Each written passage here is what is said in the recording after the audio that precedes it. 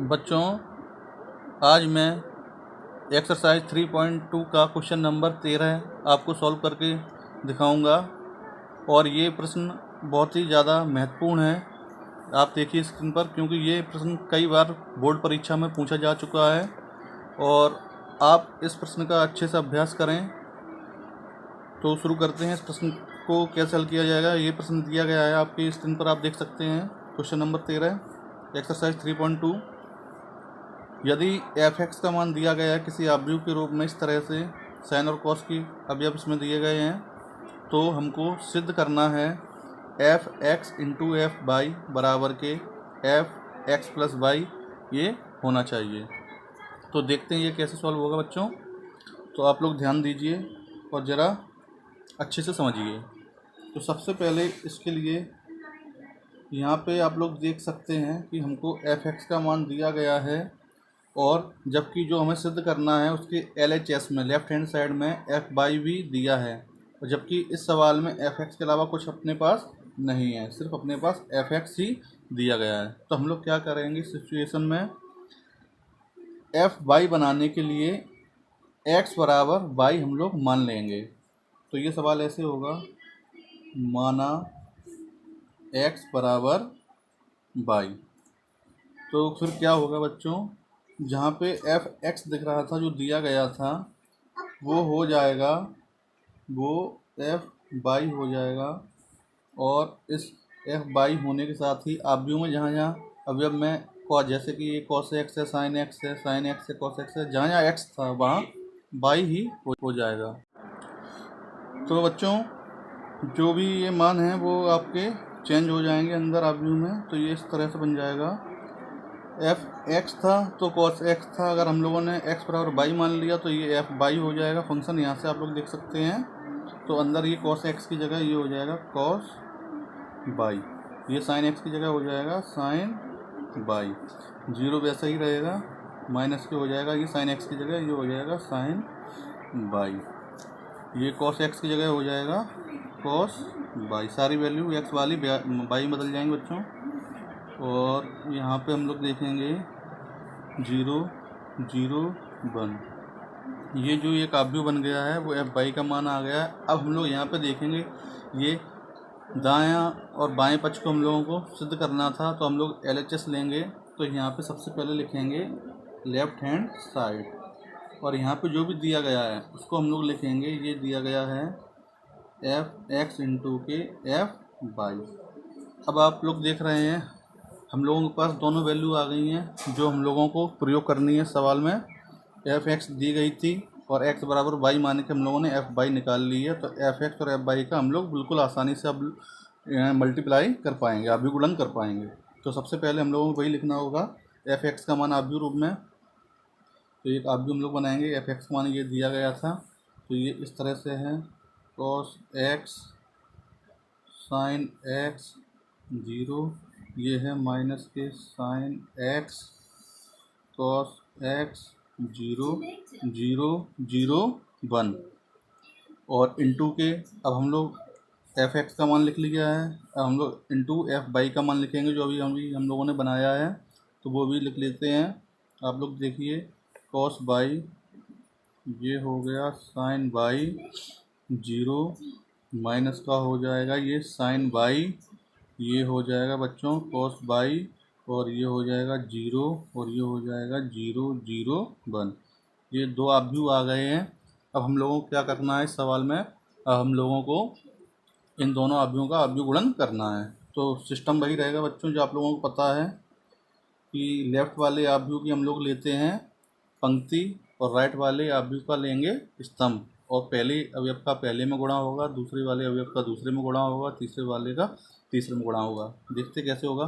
तो यहाँ पे cos x × पहली वाली संख्या cos y में गुणा होके ये हो जाएगा cos x × cos y।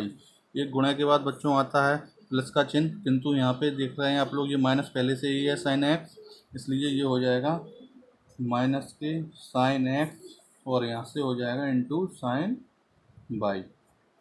और तीसरी संख्या यहाँ पे क्या है 0, तो जब 0 का 0 में गुणा करेंगे तो बच्चों ये 0 ही रहेगा। ठीक है। अब आप लोग देखिए पंक्ति पहली ही रहेगी कॉलम पहला हो चुका है, अब कॉलम दूसरा आ जाएगा पहली पंक्ति के साथ। तो आप लोग देखिए यहाँ पे कॉस एक्स का गुणा साइन बाई में करेंगे, माइनस के साइन बाई में, तो ये हो जाएगा माइनस के साथ कॉस एक्स इंटू के साइन बाई, और यहाँ पे भी माइनस के साइन एक्स का गुणा जब कॉस बाई में करेंगे तो ये माइनस का हो जाएगा साइन एक्स इंटू के कॉस बाई, और तीसरी संख्या का तीसरे में करेंगे तो ये हो जाएगा जीरो। तो जीरो लिखने की हालांकि ज़रूरत भी नहीं है, चाहे तो आप लोग लिख सकते हैं। ठीक है बच्चों, अब आगे हम लोग देखते हैं, हम लोग क्या करते हैं, दूसरा कॉलम भी हो गया, अब पंक्ति वही रहेगी और कॉलम तीसरा आएगा। जब हम लोग कॉस का गुणा करेंगे जीरो में तो ये जीरो ही रहेगा, जब साइन का गुणा करेंगे हम लोग जीरो में तो जीरो ही रहेगा, और जीरो गुणा करेंगे वन में तब भी जीरो रहेगा। तो लास्ट में यहाँ पे हम लोगों का ये शून्य ही प्राप्त होगा इस तरह से तीसरे कॉलम में। ठीक है बच्चों, अब आगे हम लोग बढ़ेंगे, पंक्ति लेंगे दूसरी, कॉलम लेंगे पहला और गुणा करेंगे बिल्कुल उसी प्रकार से। तो sine X into cos Y हो जाएगा, यहाँ पे cos X into sine Y हो जाएगा, प्लस के साथ कॉस एक्स इंटू के साइन वाई हो जाएगा, और जीरो का गुणा जब जीरो में करेंगे तो ये जीरो ही रहना है।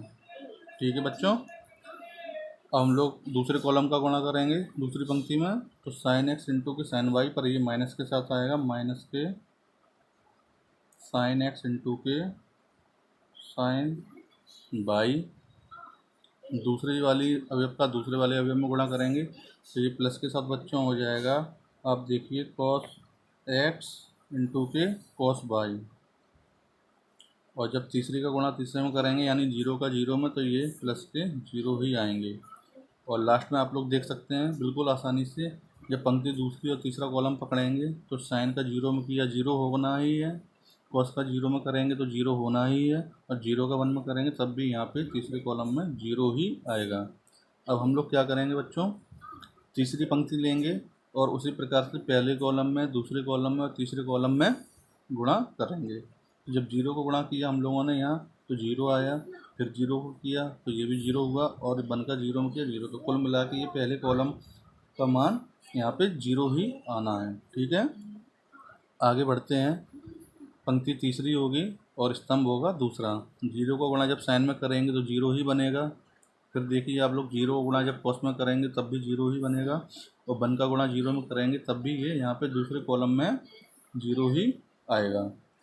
अब हम लोग देखेंगे पंक्ति तीसरी और स्तंभ भी तीसरा।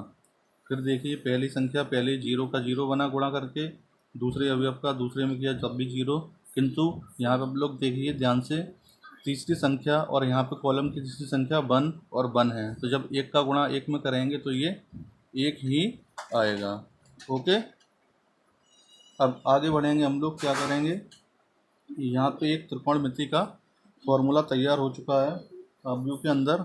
देखिए ये ध्यान से देखेंगे, ये बना है cos A cos B minus के साइन ए साइन बी, तो ये बन चुका है कॉस ए प्लस बी, किंतु यहाँ पे ए और बी की जगह एक्स और वाई हैं, इसलिए हम लोग यहाँ पे फॉर्मूला लगाएंगे कॉस एक्स प्लस वाई।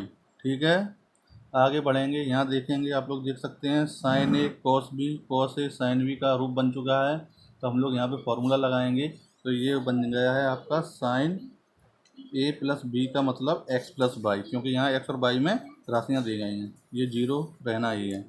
अब यहाँ देखिए आप लोग ध्यान से, यहाँ और यहाँ अगर माइनस चिन्ह कॉमन ले लेंगे तो ये दोनों वैल्यू प्लस की हो जाएंगी, और ये फॉर्मूला बन चुका है साइन ए कॉस बी और कॉस ए साइन बी, तो माइनस के साथ ये बन चुका है साइन ए प्लस बी यानी कि एक्स प्लस वाई। और यहाँ पे फिर देखिए आप लोग अच्छे से कॉस ए कॉस बी और ये साइन ए साइन बी, तो ये वही वाला फॉर्मूला तैयार हो चुका है कॉस ए प्लस बी वाला, तो यहाँ पे कॉस ए की जगह एक्स है और बी की जगह वाई है, ये हो चुका है जीरो, और लास्ट में यहाँ पे ये जीरो जीरो बन तो रहना ही है। ठीक है, अब हम लोग क्या करेंगे, फिर ध्यान से ऊपर देखेंगे सिस्टम क्या दिया था, आप लोग ध्यान से देखिए, जब एफ एक्स था, फंक्शन एक्स के साथ था तो कॉस एक्स था, साइन एक्स था, माइनस के साइन एक्स था, कॉस एक्स था। जब फंक्शन बाई के साथ बना बच्चों तो आप लोग देख रहे हैं बस बाई आ चुका है, कॉस में साइन में कॉस में, बिल्कुल इसी तरीके से आप लोग स्क्रीन पर देख पा रहे हैं।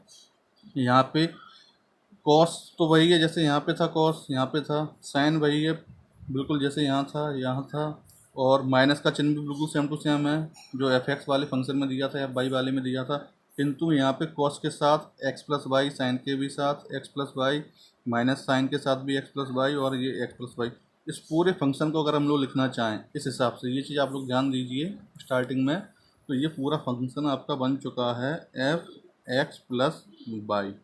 और ध्यान दीजिए यही हमको सिद्ध करना था, F X into F Y का हम लोगों ने मल्टीप्लाई किया एल एच एस लेकर, और ये पूरा आपका आ चुका है एफ एक्स प्लस वाई। यही आपकी आर एच एस है, राइट हैंड साइड है। तो आप लोग ध्यान से देखिए और इस सवाल को अच्छे से नोट कीजिए। ओके।